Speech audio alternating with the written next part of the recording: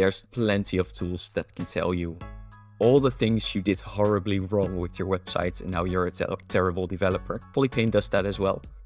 But I also try to then, tell you, instead of doing this, maybe you should do this. Or here's the remediation step.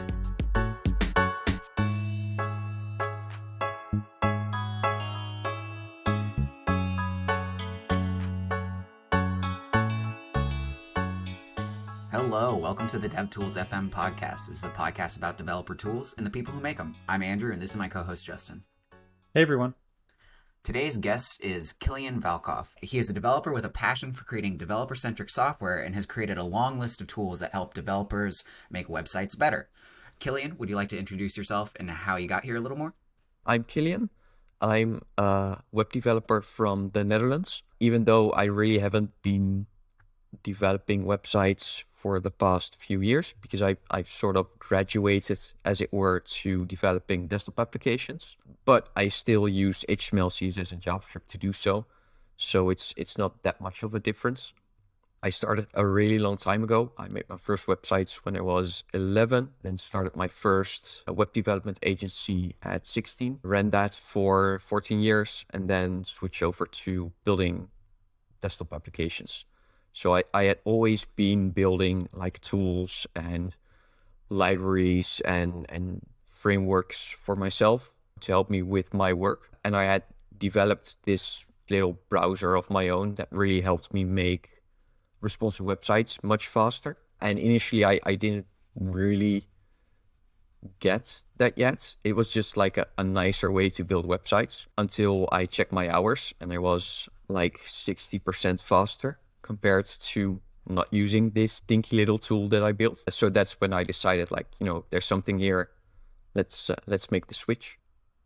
Oh, nice. So you started out as like just a web dev agency, and then out of trying to make your work more optimized during that, you created Polypane and decided to create a company out of it? Yeah, it's Polypane without the L. Oh, Polypane, sorry. No problem.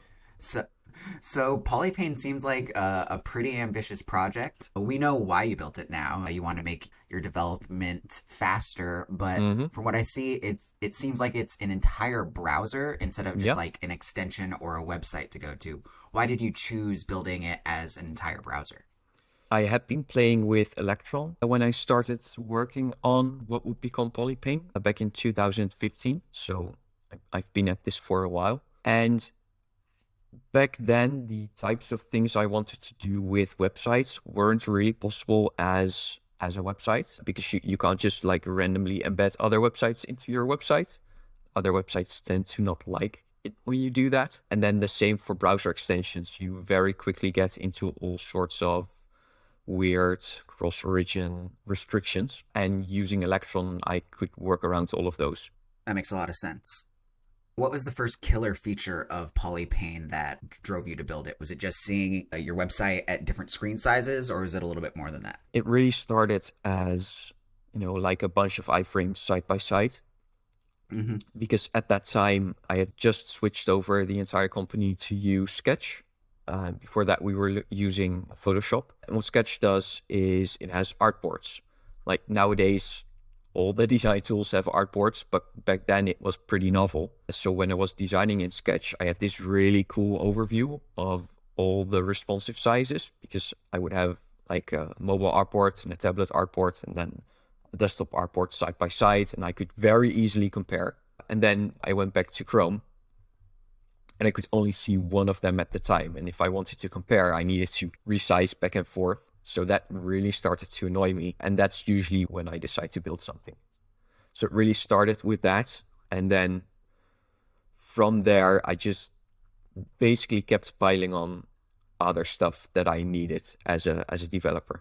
So one of the things that I implemented very quickly is that it will parse your CSS and then find all the media queries that you used. And then with one click, you could create panes based on the media queries you used.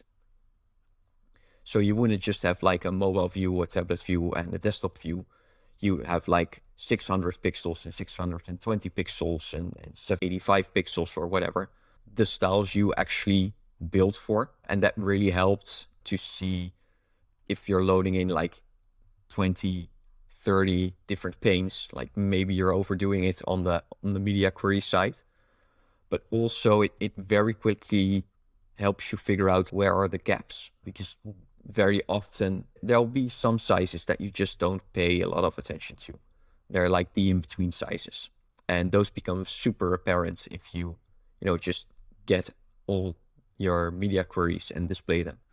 Yeah, that's super interesting. I thought it was just like you kind of defined your screen sizes, but that it actually goes in and parses the CSS. That's super awesome, because like even though as a front-end developer you're supposed to write your media queries in one direction, that's often not the case with code bases, and that seems like a super useful tool. Yeah, and that's exactly where the bugs happen, right? Where you have like a max width and a min width, and they just intersect in 10 pixels, and in that 10 pixels everything is broken.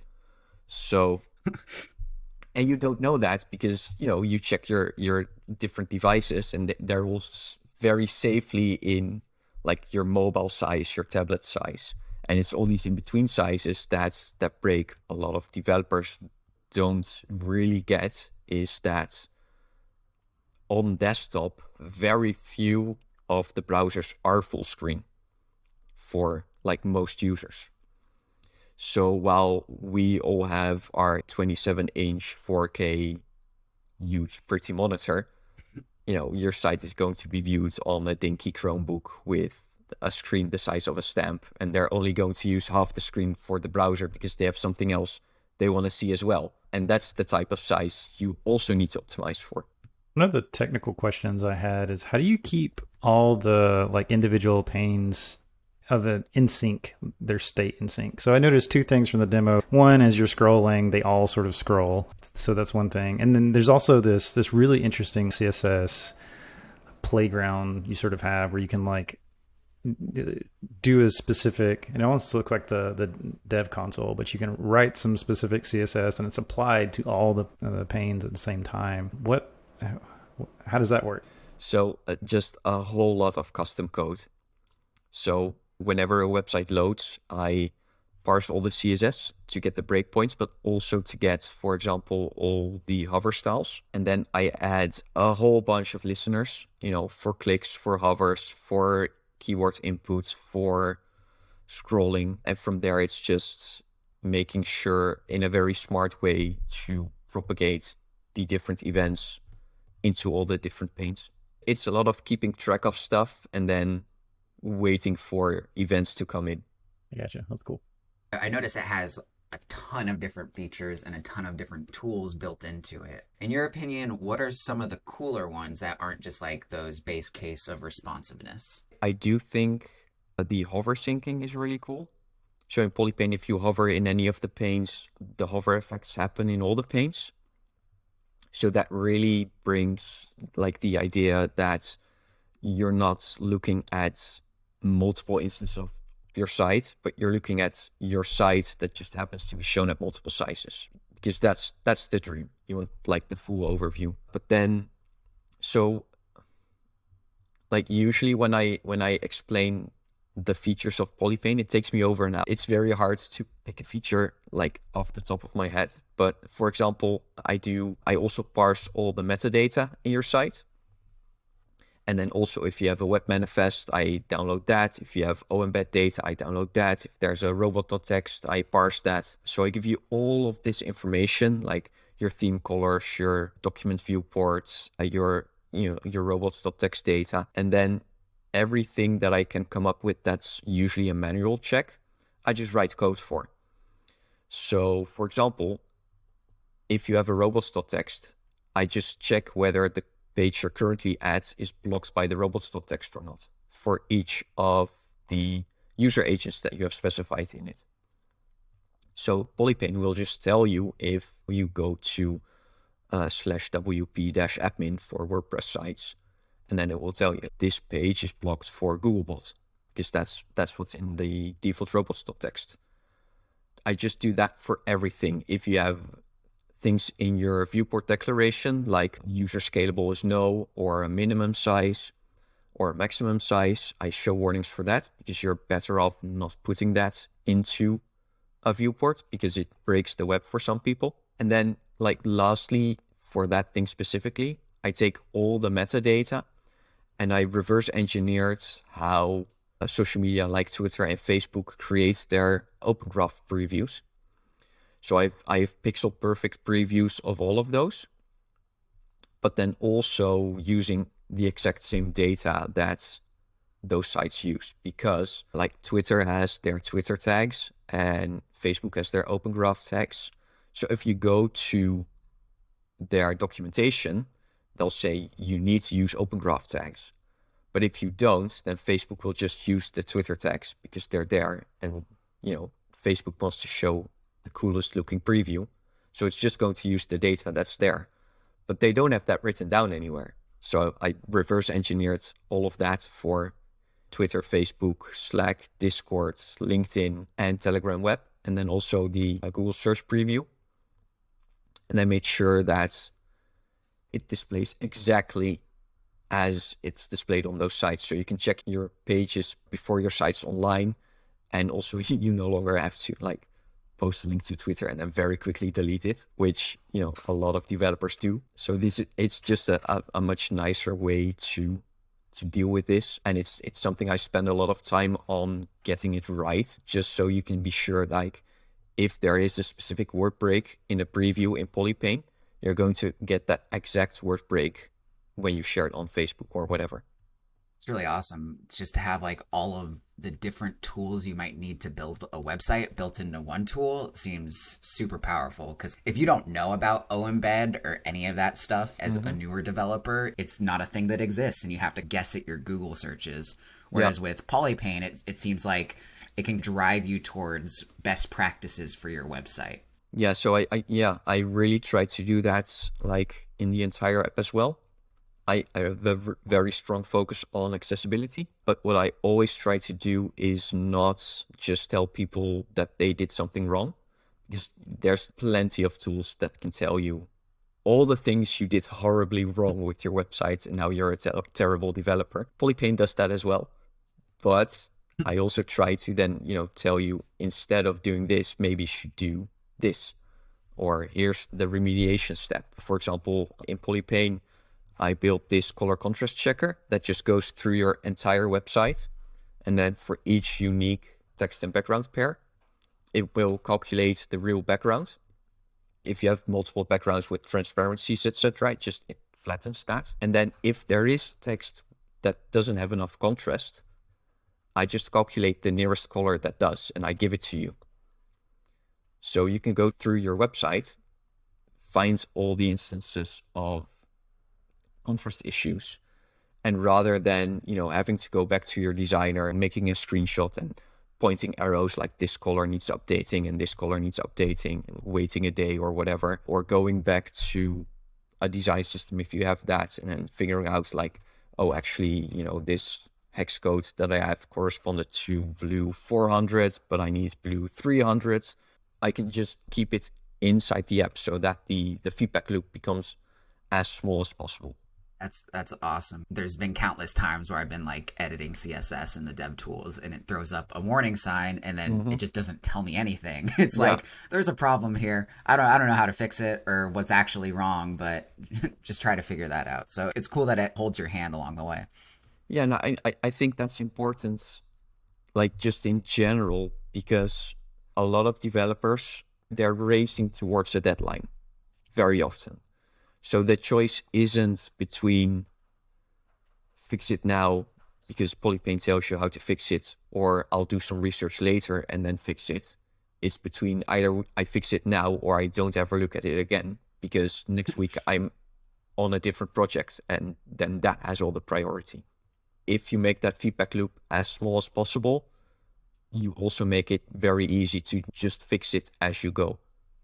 Let's talk about Electron for a second. I know that Electron can have a few challenges, performance among many others, often are talked about, but not necessarily in the context of like, if you actually know how it works and how to optimize it. Yeah. Given that you're creating a browser on top of Electron, It's more like the natural case of like why we're building this thing. So could you talk a little bit about your Electron experience, specifically like if there are any challenges of this? And I know that you're actually involved in Electron communities, so if you have more thoughts on just using Electron to build desktop apps, I'd love to hear about that.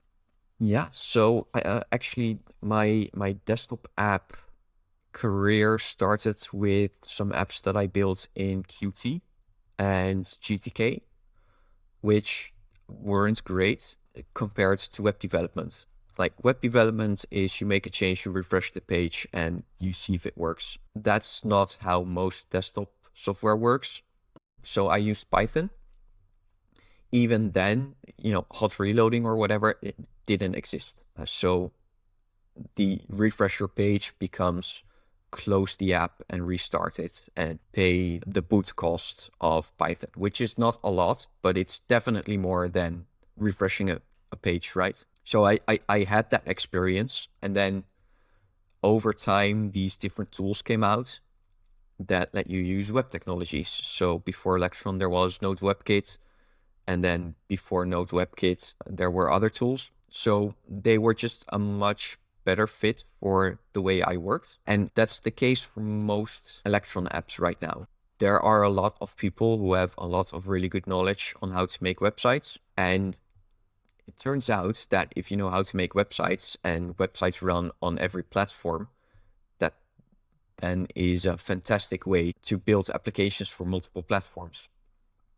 So for example, on Mac, like Mac users specifically are always very vocal about things being Electron apps, but then they're really only vocal about things being Electron apps that they know are Electron apps. Because if they don't know, usually you don't hear so much about that. The interesting thing there is it's not that if the Mac app wasn't an Electron app, it would be a very cool native app. If the Mac app wasn't an Electron app, it wouldn't exist. There wouldn't be a Mac app. There would just be a Windows app, because that's where the audience is.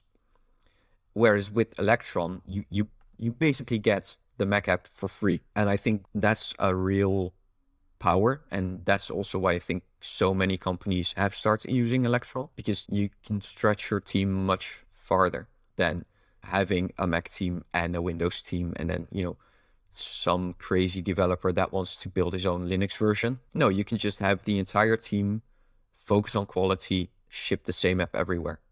And I think that's super powerful, and that's also what you see in the adoption of Electron. Yeah, the company I work at, Descript, we have an Electron app, and it definitely accelerates development. Like, I definitely hear that when people complain about Electron apps, it's only because it's like a bad experience. But it doesn't have to be. VS Code, I think, is one of the more famous examples of an Electron app that even though it's an Electron app, it's super quick. Yeah. So like the trick is that on the web, we don't really have to think about memory usage.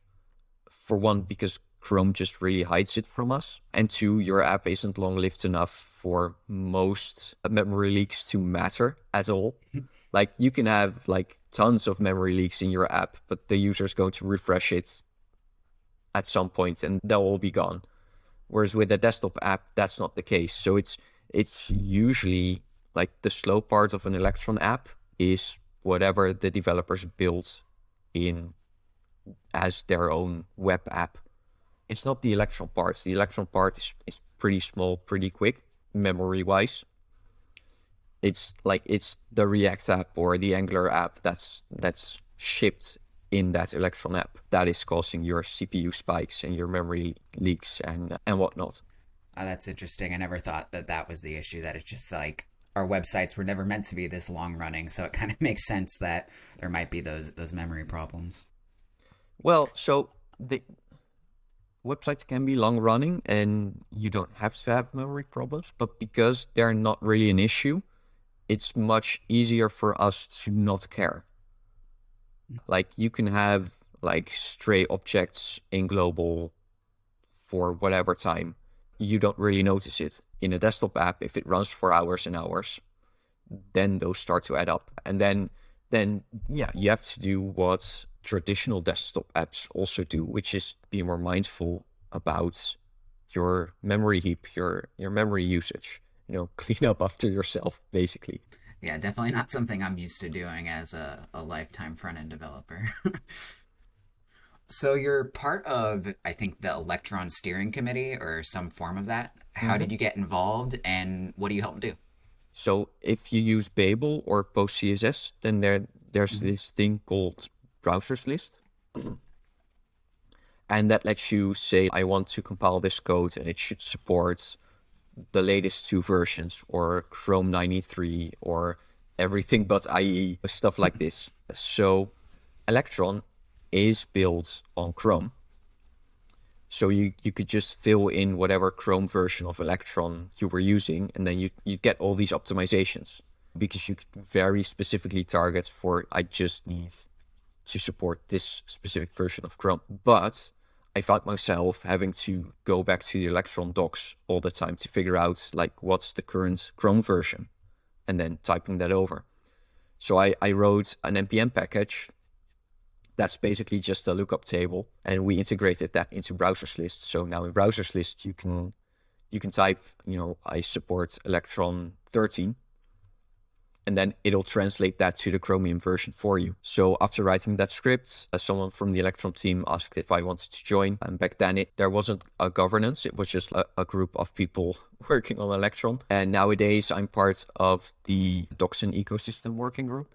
We keep track of the Electron website and the ecosystem around Electron. After hearing that, I might go and look at our Webpack configs to see if we're using the right browser list, because that sounds pretty useful. I found myself doing basically the same thing. A few more questions on Polypane. What was one of the harder things you had to build to make it work? The hardest feature to build for Polypane?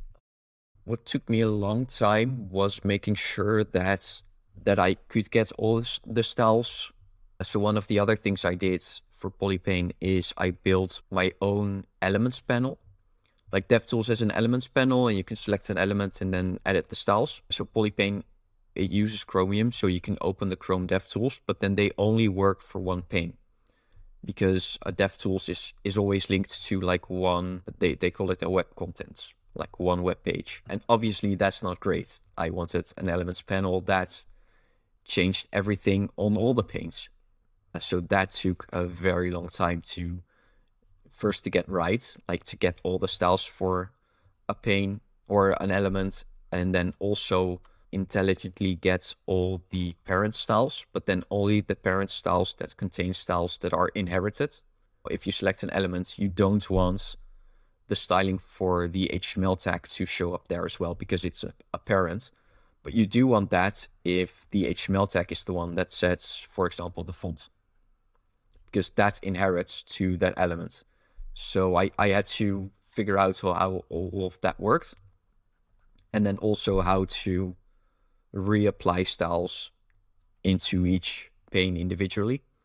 So if you made a change, that it would update, and that it would update quickly.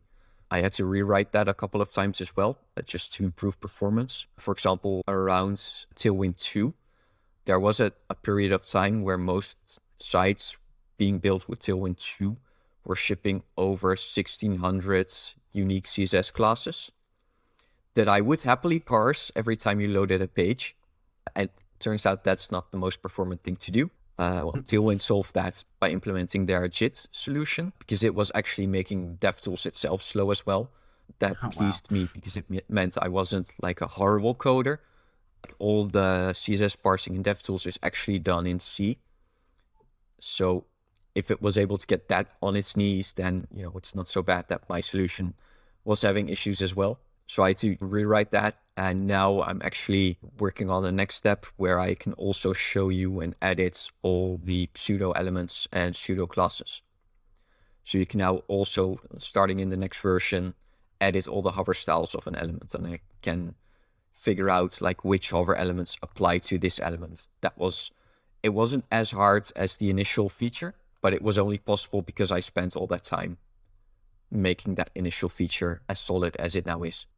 Yeah, that sounds incredibly hard because, like, what if the page conditionally renders different HTML for the mobile version instead of the desktop version? That seems like a pretty hard thing to tackle, trying to combine all of those elements into one elements panel. Yeah, so that's one of the harder problems, and essentially, like that's another part that I'm trying to do more in Polypane now, which is that this is a tool for professional developers. So if you as a developer do a bad job, then Polypane shouldn't compensate for that. And it sounds harsh, but regular browsers do a lot of compensating for poor behavior. An example that you probably don't realize, but there are a lot of misconfigured servers where like one of the combinations of HTTP, HTTPS with www and without www doesn't have the right forward or doesn't have the right certificate, and browsers will just ignore that. They'll figure out like which of these options is the one that actually works and will just forward you to it, which is ideal for end users because like they don't care that a developer forgot to add www dot to their SSL certificate if the regular domain does have a valid SSL certificate, right? You just want to go to the website and you don't want a scary warning. But in Polypane, I don't do any of that because I do want the scary warning. This is an issue because if you don't have that, then the browser doesn't have to figure out which one of these, it checks it in the background and then it gives the one that actually works. So there's time lost. Not a lot of time, but it is a quality issue. So I'm really trying to do more of that in Polypane. And then, as you mentioned, there are a lot of websites that will just swap out their entire navigation for a mobile version. Like, yeah, I'm not going to write code to sync hover states between two different DOM trees just because you have chosen to duplicate the navigation. Because oftentimes for assistive technologies, that navigation is actually duplicated because they're not properly hiding it and whatever. So yeah, that's another topic like wrapped up in Polypane in between all the tooling that you need. Like, how can we guide people towards quality, essentially? The privilege of building a browser for developers, though, right? Because there are definitely different expectations. It's like this isn't the lowest common denominator where we just have to give the end user a good experience regardless of everything else. We want to force you in the right direction in some ways. Some friction is okay, though that also doesn't work for everyone. It's like a middle ground I have to find because a lot of people will actually not appreciate you telling them that they can improve their website, to put it politically. But yeah, like the end goal of Polypane is to have you be the best web developer you can be. Yeah, it's cool how many things you can unlock when you change the end user from just a regular person to a developer and making the browser more of an integrated development environment instead of just having like DevTools be something that's just tacked on. Yeah, so that's how I very often explain it as well. Like, what if the entire browser was DevTools?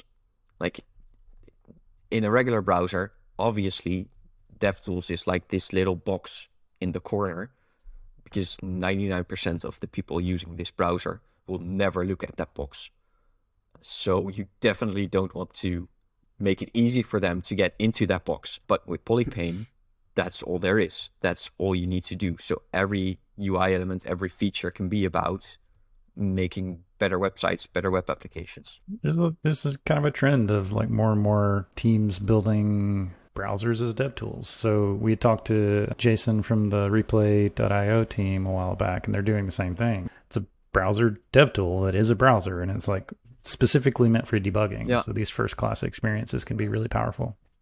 Yeah, they're doing very cool stuff as well.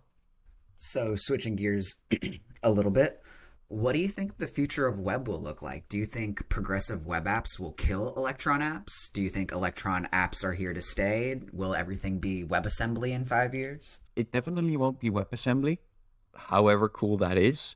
It's just too much of like a different way of programming that's super useful for very specific types of apps. Like the stated goal of Project Fugu or PWAs is to be like the Electron killer, or to make Electron obsolete. I don't think that will happen, like definitely anytime soon, but probably never. People are so used to there being apps, like, you know, sure, we do much more in the browser now, but if you really use Zoom, then you have the Zoom desktop app. If you really use Figma, you have the Figma desktop app.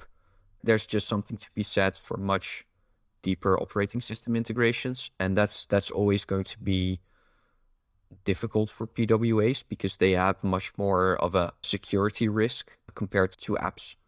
Yeah, and with PWAs, you kind of seem to hit a wall a lot sooner than you do with an Electron app, because like you're going to inevitably bump up against what's available and what's implemented on all the different platforms, because support for progressive web apps is just very disparate among basically every place you can use one. Yeah, and then also, like, for some reason, you're still dependent on some type of browser cache on your operating system, and that can get wiped for whatever reason, and then your PWA doesn't work.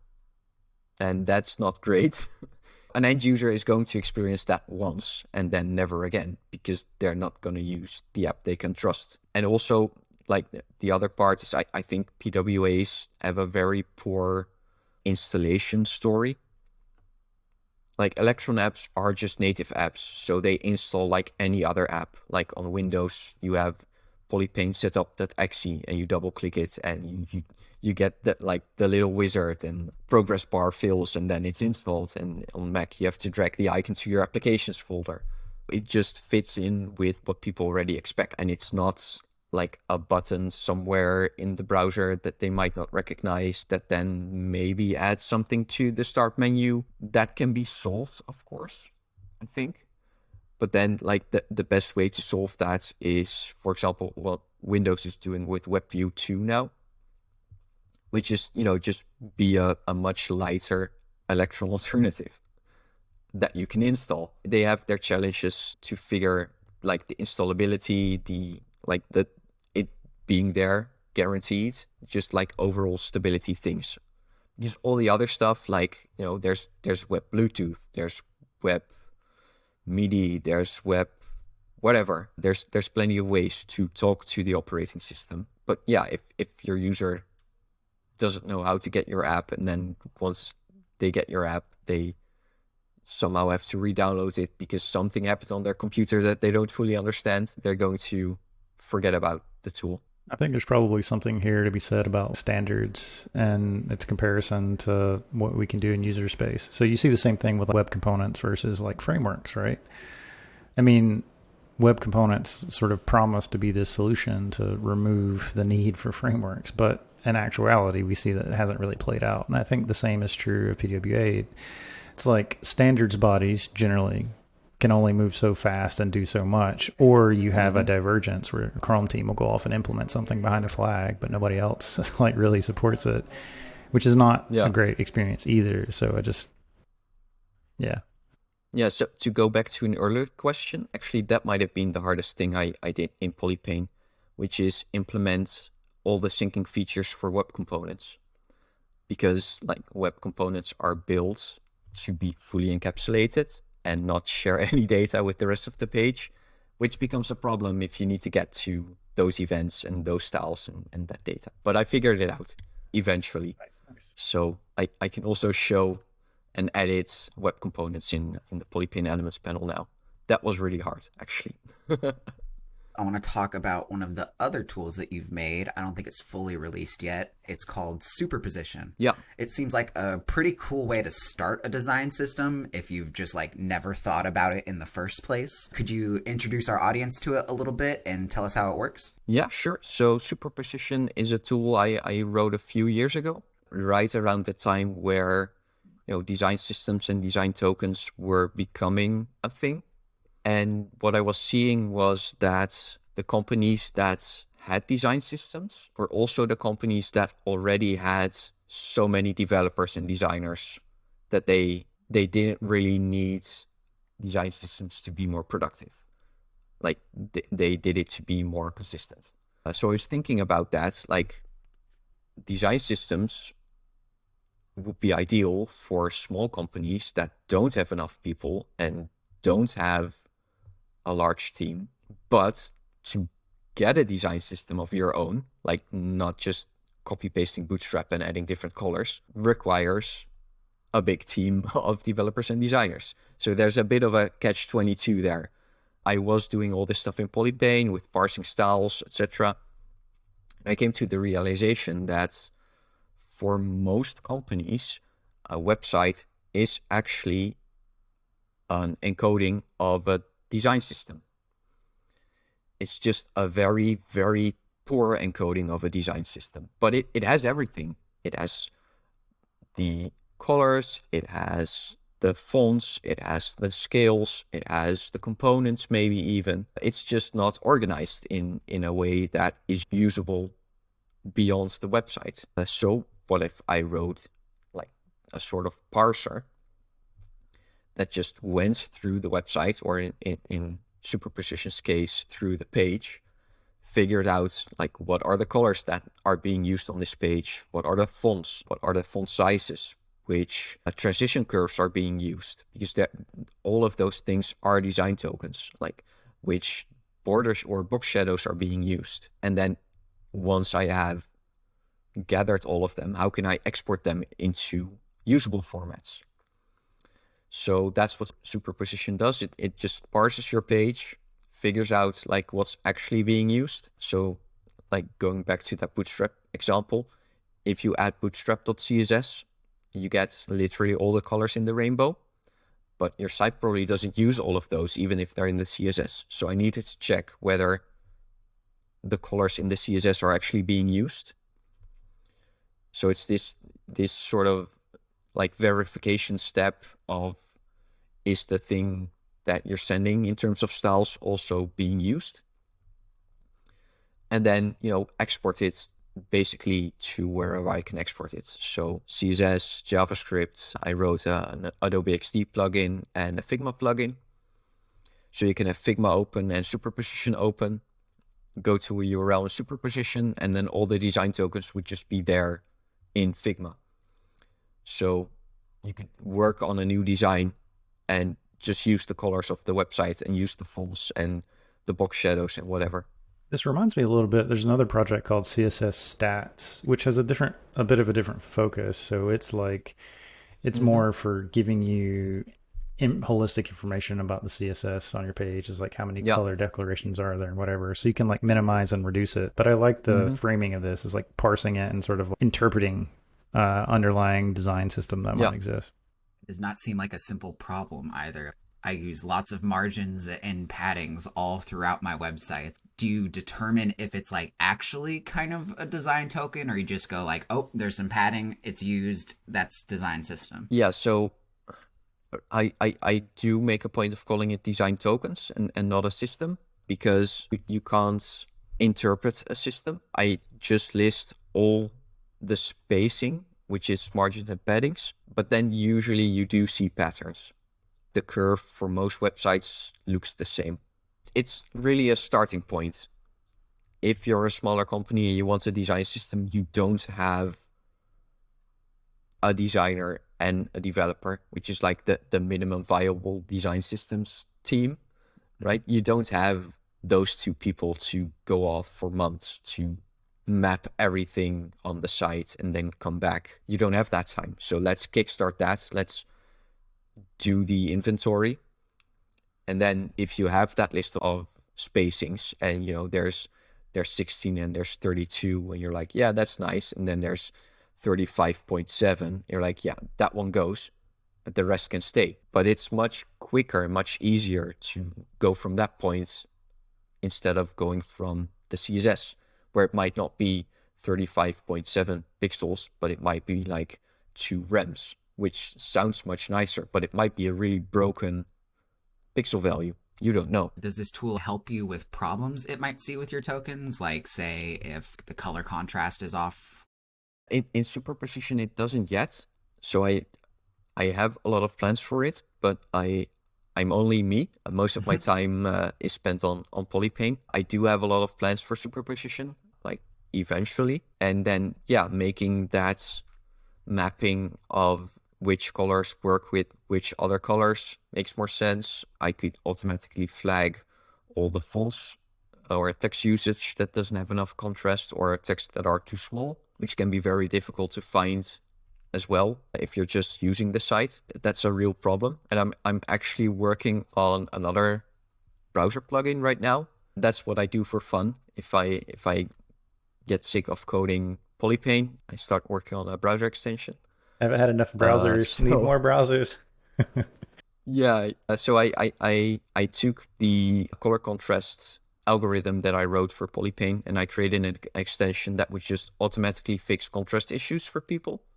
So no matter which site you visit, I just bump all the contrasts or add a background color. So then that's a solved problem, not for the website owner, but for the website visitor. And at the end of the day, it's they that matter. And I'm now also working on like the next one in the lineup, which is one that just bumps all the fonts up to a minimum size. Like the idea being for the contrast, you could switch to like high contrast mode or write your own user style, but either that's very geeky or it's super hidden in settings somewhere. We can do that, but most people can't. But most people would still like a readable website. So, if we can just give them the big button to push to fix the website, why not do that? I really think browsers should do that, but for some reason they don't. And then the same with fonts. Like, you could zoom in the entire website, but that's usually not the experience you want. You want the site as designed because that's mostly decent. It's just there's this bunch of small text around a form or whatever. You just want to bump up that text size so that you can read everything without squinting or whatever, and also without zooming in the entire page and then breaking the layout because the developer didn't test that, etc., etc. As you can see, like all these projects overlap. Like there's stuff in Superposition that I can then bring to Polypane. There's stuff in Polypane that I can bring to that browser extension. And then it just all works together coding wise to focus on different people. It's an awesome way to approach it. And with that, I think we should start moving on to the tooltips. My first tooltip, I just found out about it today, is web page test. It is a pretty advanced web page test tool. It tests your website. It runs it multiple times and then gives you a whole bunch of different stats and like actionable feedback to fix them. So for example, I work on basically the viewer page for a video on Descript, and I just popped it into here and it told me that I was not compressing the subtitles for the video, which like I would have never guessed by looking at the developer tools. This tool pointed out to me immediately, and it's awesome to have that actionable feedback. And this really ties into what you build because you're all about this actionable feedback built into the developer tools. Yep. Yeah, this site is really good, and they've been working on it pretty extensively as well. It's gotten really fast, and it has been adding a ton of features. So it will also do SSL labs test now for the HTTP certificate. And that used to take like literal minutes. And now it's just a matter of seconds, and they've parsed your entire SSL certificate to figure out like if you use the right algorithms and if you have the right settings for the SSL certificate. It's really nice. Yeah, web page test is great for performance tests. They've been around for quite a while now. Yeah, but they're good. Yeah, it's good to have as many battle-hardened tools around you as you can. So I have 2 Rust-related tooltips this week, given that I've been working in Rust at Oxide. So the first is one that I discovered on Hacker News this week. It's called SeedRS. We talked a little bit about WebAssembly. So SeedRS is an Elm-like framework for building UI in Rust. Yeah, it compiles everything to WebAssembly, and there's a communication layer between WebAssembly and the DOM. And yeah, so if you want to build UI in Rust, there you go. That sounds interesting. I don't know if I'd want to go there, but like, do you do CSS in Yep. here too somehow, Yep. or like? You can specify CSS. Oh, Is it very close to Elm? not very close. No, it uses a similar model. Okay. Because I think it's a shame that Elm never really took off the way other frameworks have taken off. Because I think it's a really neat idea. But on the other hand, it was really difficult to get into as well. I've tried building a bunch of stuff with Elm, and it's really difficult to wrap your head around the way they want you to do like functional programming. Have you done any of that with Seed I have yet? not. No, this is just something I just sort of discovered recently, like yesterday, actually. Okay. So I haven't actually had a chance to play with it too much, but So no comment no there. comment there. It is just sort of an interesting thing. So I mean, it's a framework that's specifically targeting WebAssembly as a mechanism for deploying an app. So it's just interesting idea. I think with Elm they got a little too opinionated on.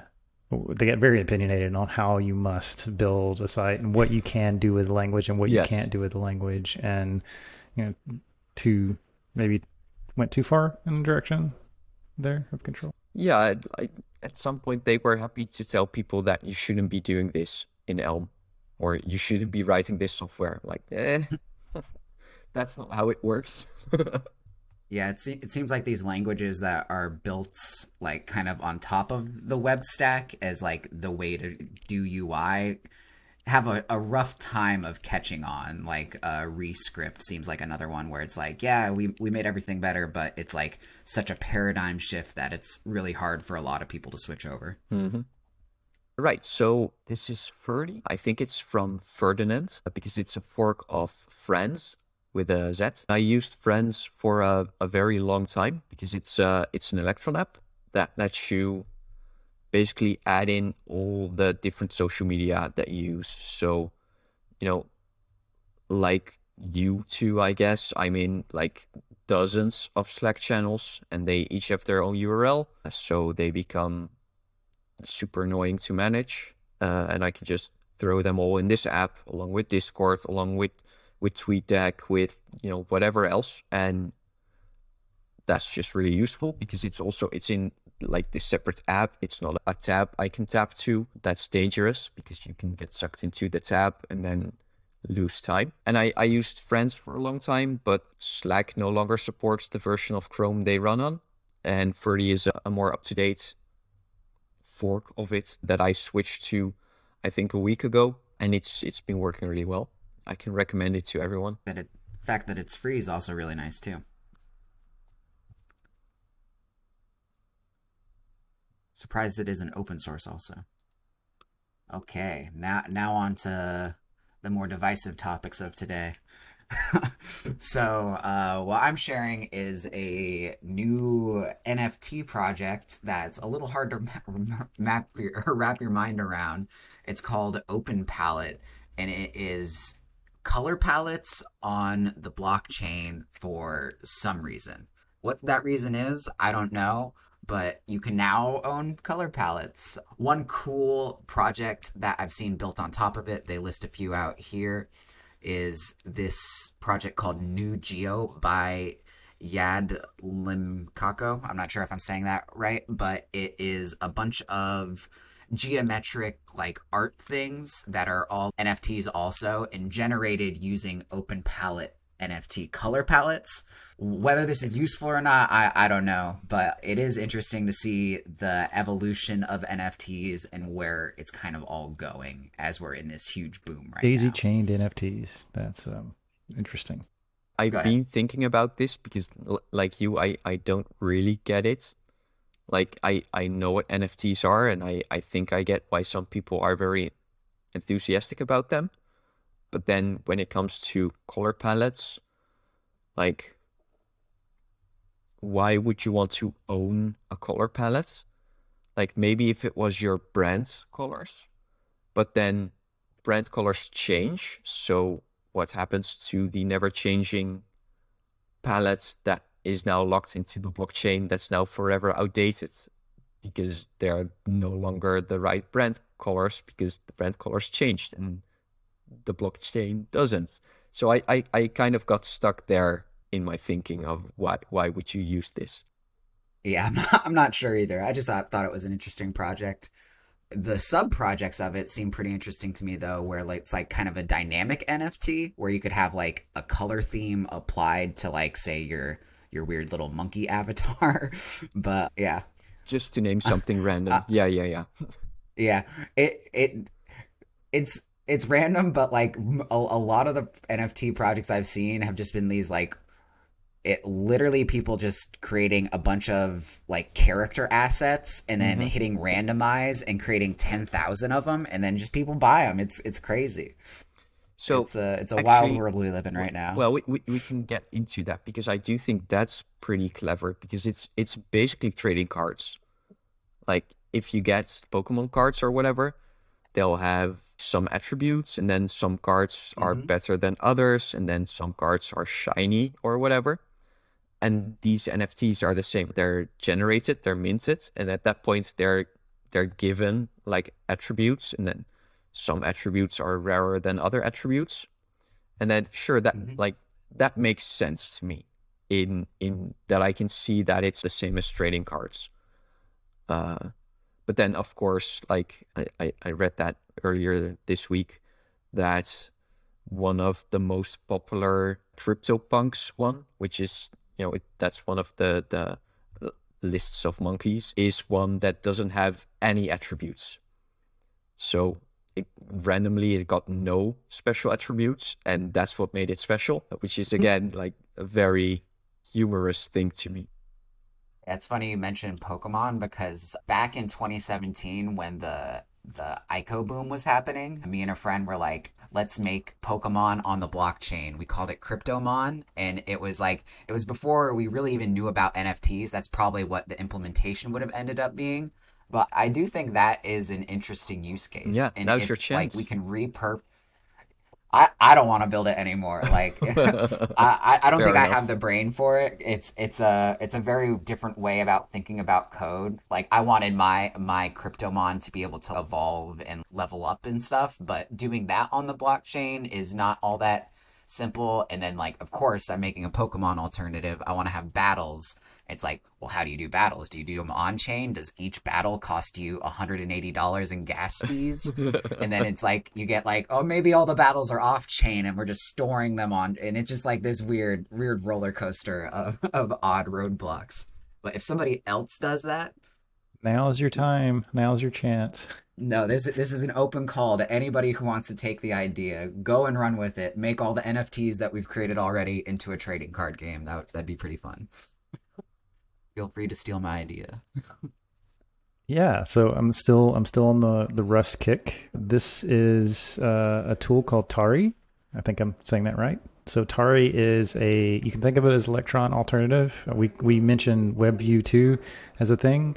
So it tries to generally rely on the system's rendering engine, and then it has a Rust backend. So the interesting thing about Tari is the security model. It's got a pretty granular security model of like how you control how it communicates with the web process and what permissions the web process has and everything like that. So if you're looking for something and really want to fine tune the security model, this could be an interesting option. I feel obliged to say that Electron also does have that very fine-grained security model. Maybe even more so. The dev behind Tori makes a point of it to very often point out how Tori does something that Electron doesn't or whatever. And most of the times it's not entirely true, or it's worded in such a way that, you know, Yeah, that's a good context. yeah, I mean, I think that's the other thing to just really call out is like a tool like Electron that has so many people behind it and working on it has a lot of capabilities. You just have to put in the time to really understand what they are. So before you yeah. sort of throw the So baby out with the bathwater, it's like understand what's happening. yeah, so for example, for Electron, we have very extensive docs on how to get the security model right, and also very strong defaults. So now, if you download Electron now, you won't be able to do all of the stuff that you used to be able to do, like 2 or 3 years ago. That's much safer. I do think there's something to be said for, use what's on the platform, because in a lot of cases that's going to be fine. But then you also get a lot of certainty if you know the exact version of Chrome that you're shipping, instead of WebView 2, which WebView 2 specifically has a very up-to-date version of Chromium as well, because it's basically whatever is running at that point in time on your Windows machine. But then if you switch over to Mac, you're using whatever version of WebKit happens to be running on your Mac. So you still end up doing a whole lot of cross-platform, cross-browser testing that you need to do. So there's pros and cons. Yeah, for sure. Last dev tooltip of the day, color D. I have gone through quite a few color parsing creating packages in the past 4 or 5 years. And I recently started using this one essentially everywhere because it is much smaller and much faster than other color tools out there. So the biggest one on NPM is called Color, which makes sense. And then the second biggest one is called Tiny Color. But Color D is much smaller. It has plugins which are really nice to use. So I was able to get rid of a lot of my own code to work around weird exceptions or stuff that didn't quite work or stuff that was outdated. For example, hexadecimal colors with transparency. Those have been a thing for a long time, but not all the tooling has caught up yet. But your browser will happily parse hexadecimal color with 8 digits because the last 2 are for transparency. So I want tools, I need tools that also do that. So I've been using this one and it's very nice.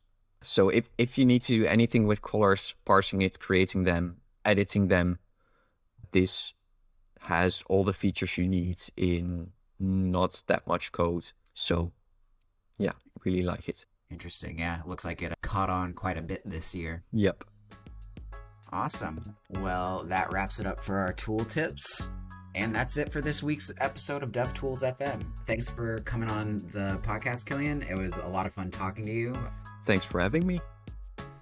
You have a unique view on what browsers and tools should be. So I think this was an awesome conversation. My pleasure. Yeah, great having you. Be sure to follow us on YouTube and wherever you consume your podcasts. Thanks for listening.